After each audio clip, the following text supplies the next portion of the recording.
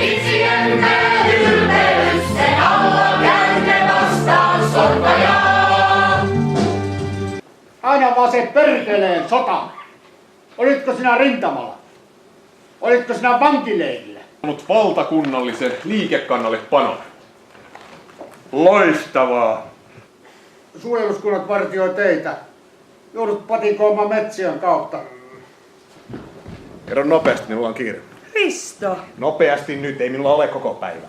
jos sinä haluat tälle lapselle semmoisen perheen, jota meillä ei koskaan ollut, sinä tiedät, etkä tee mitään. Millainen mies sinä olet?